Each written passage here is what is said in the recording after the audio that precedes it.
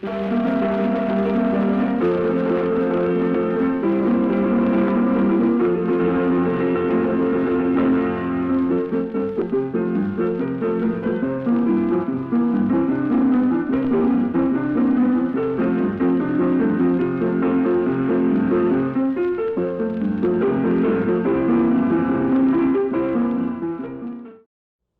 know, San Antonio, we are so lucky to have come from this town and to have seen the music. I mean, it's so precious and rare to watch a genre like Tejano explode in San Antonio. You know, I watched Judas Priest and Def Leppard and Rush and Kiss and all these guys.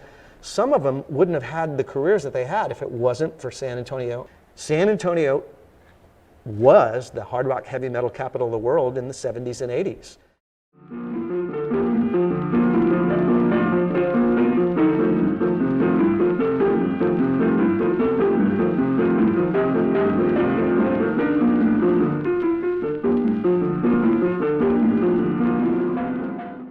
The rest of the community has gotten behind that to prioritize not only African American burial sites, but also to get beyond the myth of the African American community just being isolated on San Antonio's east side. So what we're doing with this mapping project is actually finding settlements on the west side, on the south side, on the north side, and even burial sites on the west, southwest, and north side that people really didn't know about.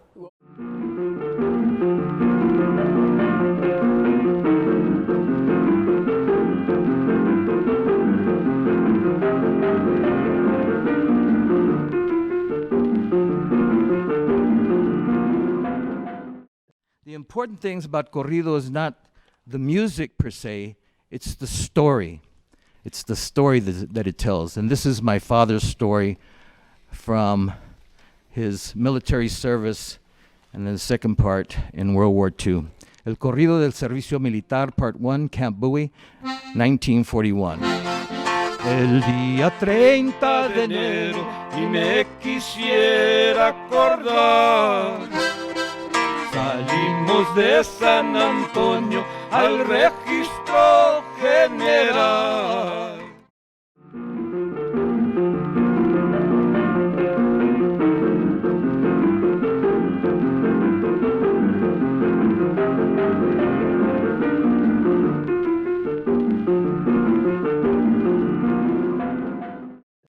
I was assigned to work at Wilson School, Ada Wilson School, that was orthopedically involved children, and they were being dealt with nearby, right next door, in fact, at the clinic. Some of these were MDs, muscular dystrophy children, and they range from ages, well, I guess 8, 9, 10 years old.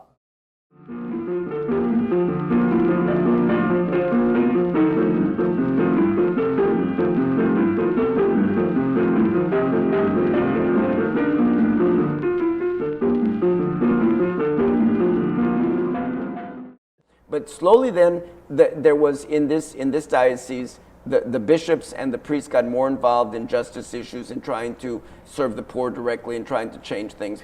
And by the time it gets to my generation, then the logical thing was to do community organizing, because we saw that it was very effective around the country.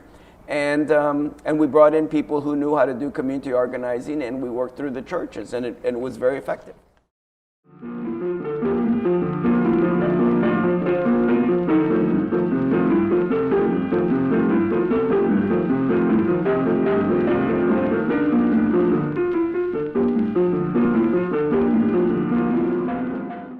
So we were like the invisible, genre musicians.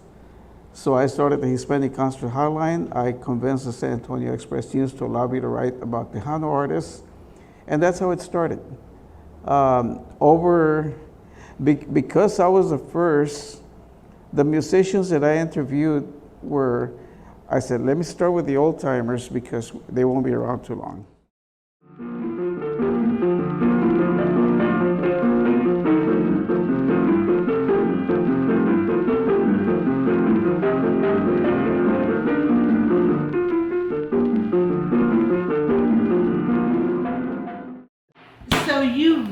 somebody cannot do this just with the recipe. It means experience. Yeah. To be able, because you're reading the dough, right?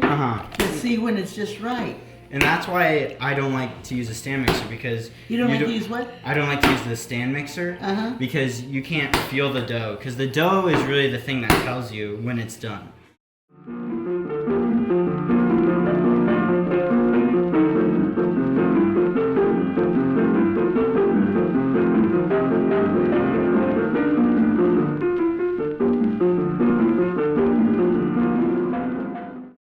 As women, we have high standards of the way we look, and we have high standards of the way we sound, and and just a woman's touch on music, and then to make it mariachi music, it just makes it that much more special.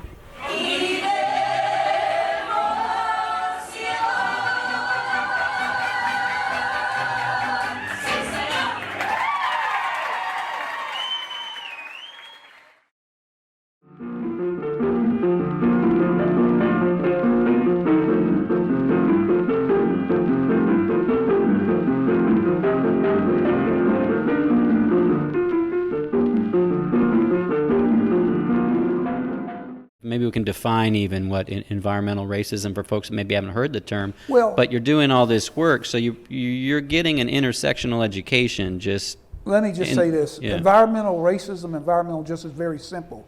When you have 50% or 60% of the fuel storage gas tanks in the eastern sector of San Antonio, that's environmental racism.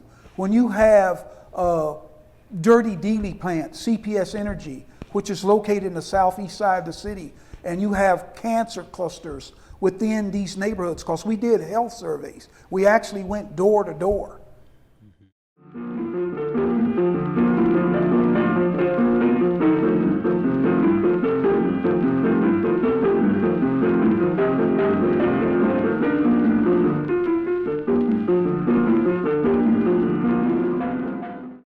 People would come in, they'd sit with Ruben, and his joy was being able to get a pencil like this, number 2, and start working on the layouts that the customer sat with him. And it was primarily an interview that Ruben was having with the potential candidates that were seeking office. That's how it started. He played an intricate part in helping these men and women who were seeking office in this city.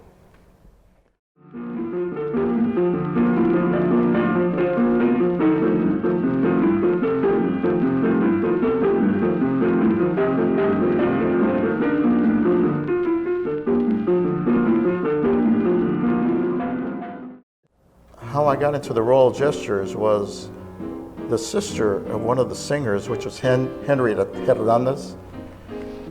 His sister, Chayito, went to school at the same time I did. So she approached me, she says, hey, my brother has a band and they need a keyboard player. There they are, everybody's set up with their instruments. And I says, okay, let's see what you can do, man. So they started playing, and I just sat there and I listened to them. And they played the whole song, and then they all stopped and they looked at me and they said, how come you weren't playing? I said, well, where's the music?